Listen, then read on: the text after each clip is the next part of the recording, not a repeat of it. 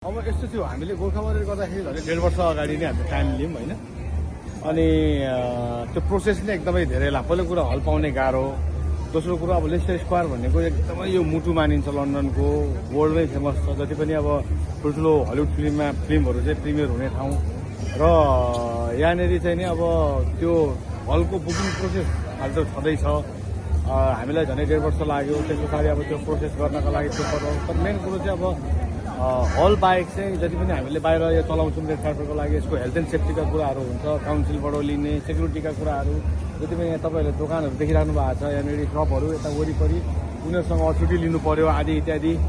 So यो चाहिँ नै अलमोस्ट अब यो सबै पूर्ण तयारी गर्नको लागि चाहिँ 1.5 वर्ष लाग्यो हामीलाई। अब मेन कुरो पहिलो कुरा नेपाली सिनेमाका पछाडि हेर्नुहुन्छ भने पनि अब यो अगाडिबाट यो सब भित्रपट्टि यसको अर्कै संसार छ यहाँनिर त होइन। हेर्दाखेरि जुन आइम्याक्स भन्ने छ यो आइम्याक्स चाहिँ सिनेमा वर्ल्डमा रिलिज भएको आइम्याक्स फर्मेटमा पहिलो नेपाली सिनेमा चाहिँ गोर्खा वारियर हो। अनि यो चाहिँ हामीलाई हलले पनि एकदमै धेरै सपोर्ट गर्यो। अब एउटा हामी नेपालीहरूको गोर्खालीहरूको एउटा ठुलो शान छ यो देशमा होइन।